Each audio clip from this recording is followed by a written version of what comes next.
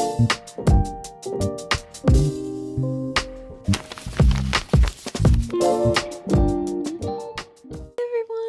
So please excuse the way that I'm looking. Um, I am filming this on a whim because my mom was like, "I'm going to the gym," and I was like, "This is perfect timing because I just cleaned. I rearranged my room and everything looks so nice. I have this cute little setup. I think for my girl talks, this would be perfect. It's so like cozy, and I don't know. I really love it. So I think I'm going to I'm just gonna yap today, guys. I have a couple topics on mind for me to talk about, but like I said, I'm doing this on a whim. I had to move the camera a little bit.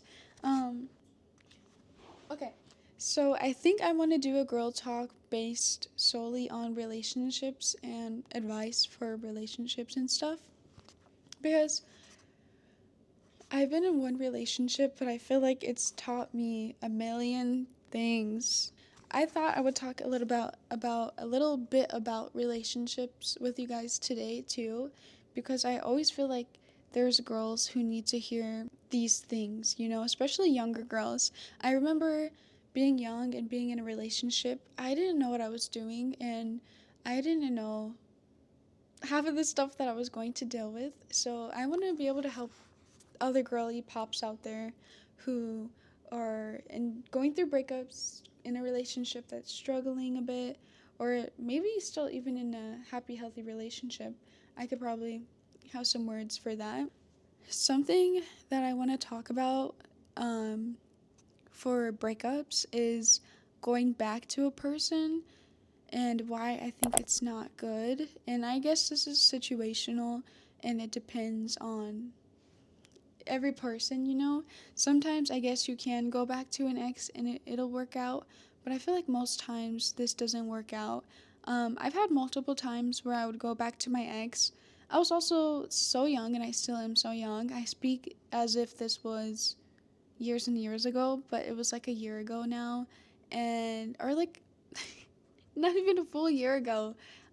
So I don't know. I've learned my lessons. I've had instances and I've had times where I've went back and we've dated again and the same outcome would just happen again. We would break up for a certain reason and then nothing would change. They would say something would change and then nothing would change. And actions really do speak louder than words. Someone can say they're going to fix something or that this won't happen again or I would never do that again or I won't ever say that again. And the words do not matter. It's the actions that matter. It's the change that is happening that matters. Um, I don't know. I really do not recommend going back to an ex. I feel like if you're going on no contact and the first time you're back in contact with a person, it can feel really good, not gonna lie. It could feel comforting in the moment because you're like, I don't know, it's a different type of feeling. You're literally reuniting with an old lover, but I don't know, this is really situational depending on why you guys broke up. But the reason I broke up with my ex was a very serious reason. And when I would go back, it would feel comforting just for a little bit, just for a little bit. And then the feeling that I would feel while I was in the relationship would come back. And like, it just doesn't feel the same. It's never the same as it was when you guys were first together in the honeymoon phase when things were good. It never feels the same, and this is why I recommend never going back to an ex, personally. And I know that it feels so easy. It's like, why would you want to start over with someone else? It's like the easier option. You have the option of going back to someone you've already been with. You don't have to go through getting to know each other again. You don't have to go through the nervousness of going on dates again. You don't have to deal with all of that stuff again. It seems like the easier option rather than waiting a long time being single, healing and finding and talking to other new people. This is kind of like the scarier option. This one seems easier, comforting, like why would you not? But this one seems scary. Scary. This side is actually the better side, guys. I promise you. I promise you. Um, I think it just takes time. You're gonna feel uncomfortable being single, not having that person to talk to 24/7. Talking to new people is uncomfortable. You just have to get through it. I personally don't like, I'm not searching for people because I want to be on my own for a bit, because I feel like it's important for me to heal on my own and not like look for other people for comfort. And like, I don't know, I don't like the idea of going immediately to another person, because I feel like that can interrupt my healing, because I know I have a lot of healing to do from that past relationship, and I don't want to bring any of that burden onto a potential future partner, you know? So I have personally been waiting, but I don't know. It's scary, and it seems easier to go back to the ex, but that's not the correct thing to do. I'm not a professional. I'm speaking from experience, guys.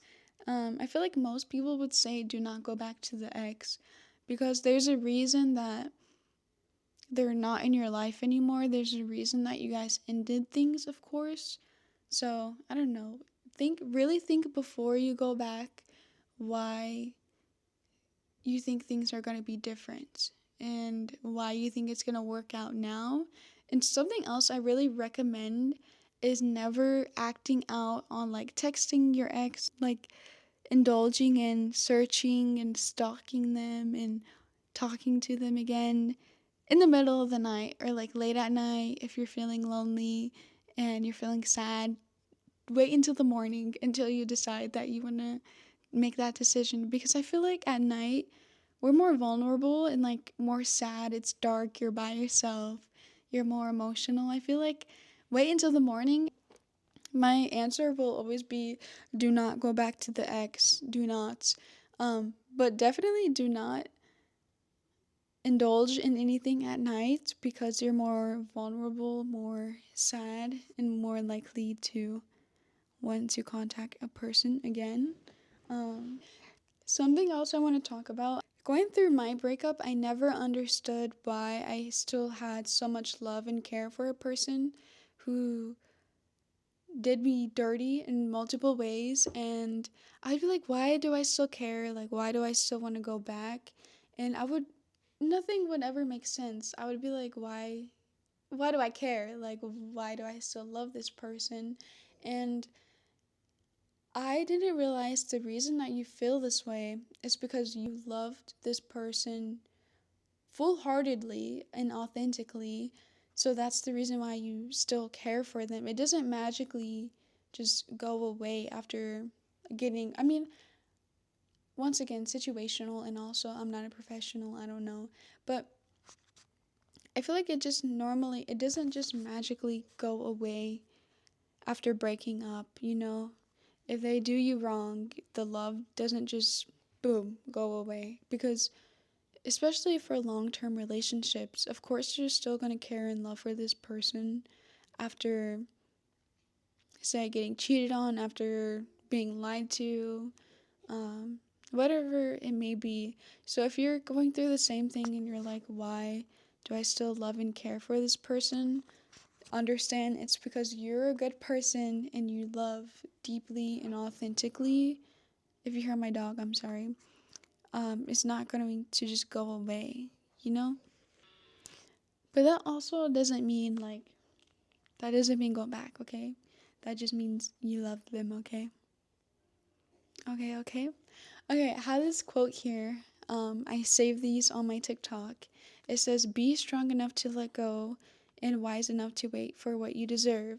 This kind of goes back to the thing about wanting to go back to your ex, or being impatient for a new love, a new healthy love. Um, it gets to a point where you can only take so much in a relationship, and you have to be strong enough to let go and finally move on. And it's really hard. It's easier said than done to break up with an ex, but that's why you have to be strong and you have to be patient and wise enough that you know you have to wait um, to get what you deserve. I think I was talking about something like that earlier. Waiting to get what you deserve. I don't know, maybe I wasn't um, wise enough to wait for what you deserve. Don't go back to something you think is easy when you deserve something better, you know? I hope this makes sense. I'm just yapping, guys. How I stay positive and keep a positive mindset, or try to. I think if you guys were to ask people in my life, I hope so. I'm almost 100% sure they would describe me as like a kind and a calm person most times, except maybe my sister. I don't know. I don't think I'm an angry person. And I was like, maybe I could share some tips of how I stay calm and like how I try to maintain a positive outlook in life. So maybe this will help. And I want to talk about this because today I woke up angry and things were just making me mad left and right. And I was like, what is going on? Like I'm never this angry. I woke up mad. I didn't go to classes because I was like, I don't want to go to class mad. And then I was mad that I didn't go to class. It was like a spiral, and then things kept making me mad, and I'm like, what is going on? I'm feeling better now. It's currently 6:14. I rearranged my room. I had a shower. I'm calmed down now. I ate and I baked today, so I was trying to do things that made me happy, and I think I'm in a good spot now. So, yeah, I think now I could talk about being positive and the things that I do to be positive. So, I wrote it down. The first this is a quote that I keep in my mind 24/7, and if you haven't heard of it before, it's a pretty popular one. But it helps me so much, and I have to remind myself this all the time, and I'll describe it in a second. But the quote is, a negative mind will never give you a positive life. And you can view this in many ways. This is why it's one of my favorite quotes. Okay, let me give an example. I feel like if I were to wake up every day, as soon as I wake up, and say to myself, today's gonna be horrible. Oh, I have to go to work today. Today's gonna be horrible. And then I had to come home and eat horrible food. And then I had to go to the gym, and that's gonna make me feel horrible. If I were to tell myself that every day, then of course, everything's going to be horrible, you know? I think it's important to romanticize your life. Everyone talks about this, but I think it's so important because I've been doing that a lot last year, at the beginning of this year, because things have been a little rough, and I'm like, I need to like romanticize my life a little bit to make me excited to do stuff, you know? Another thing that allows me to have a positive mindset is not caring what other people think about me. I dealt with this a lot when I was younger. I feel like maybe everyone deals with this when they're younger. I cared a lot what people thought about me before, but as I grown up, I realized that it's my life and I can't live my life worrying about what other people think about me. And I 100% haven't mastered this, of course, and I don't know if anyone ever does, but you can't live your life for other people, and you can't care about what other people think of you as long as you're not harming other people or like doing anything bad. I shouldn't be worried about if this person's gonna like my outfit. If I like my outfit, that's all that matters. This is something I'm still kind of teaching myself to this day. I have it set in my mind, but I still kind of juggle with it a bit. But I think this is a very important lesson because there's a lot of people out there who live for other people, and I don't want to live that way. I don't want to be old and like be like, oh, I didn't even live for myself. Like when I was younger, I wish I lived for myself. Like I don't want to have to say that because that's really sad. I want to be like fully me. I don't care what other people think of me, and I have so many people who inspire me to be like this. A lot of my coworkers are like so themselves and so outgoing, and it just inspires me because I'm a shy girl. I don't really I'm kind of like to myself unless I know you, then I'll like get out of my shell a little bit, and I've been like inspired by them to be like a little bit out of my shell and like be me, you know, instead of being scared of like I don't even know. One of my goals this year is to be a little bit less shy, a little bit less enclosed to myself, and realize if something is being removed out of your life, if you're praying for something or asking for something to be removed out of your life and it's being removed, don't keep going back to it. This could be relationships, friendships, job.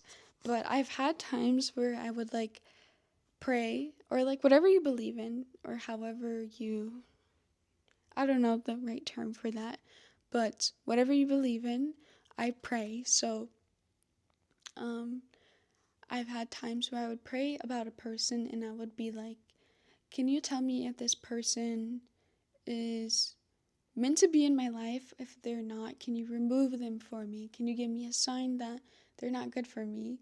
And then when they would remove them, I would be like, what's going on? I would find myself going back sometimes to stuff, to people, to things that were removed out of my life, and the end result would always end the same. And I would be like, okay, what's going on? Like, why does the pattern keep repeating itself?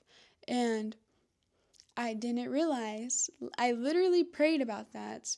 I asked for peace. I asked for this person to be removed. I asked them to show them their true selves to me if they're not meant to be in my life. The person did, and then they get removed, and then I'm like, okay, what? Why? And I've had a hard time accepting when things like this happens because I'm like, why isn't it meant for me? Why is it not meant for me? Like, why couldn't it be meant for me? And I think I'm a little stubborn when it comes to stuff like that. I've stayed in friendships, relationship too long because I wanted something to be meant for me when it was not meant for me. And I would pray about it over and over again, and the same outcome would be happening, and I would be like, why? Like, what's going on? And I would be so stuck in my stubbornness, and I wouldn't realize that this was being removed for a reason. Like, you asked for it, it's being shown that this person's not meant for you, and you keep going back and you keep getting shown it's not changing or like the thing. And I don't even know what I'm yapping about. I don't know if this makes sense. That might be the end of my little yap session. Thank you guys so much for watching. If you made it this far, please know I'm so thankful for you. And I will see you guys probably, I don't know when, next week maybe. Anyways, thank you guys so much. Bye!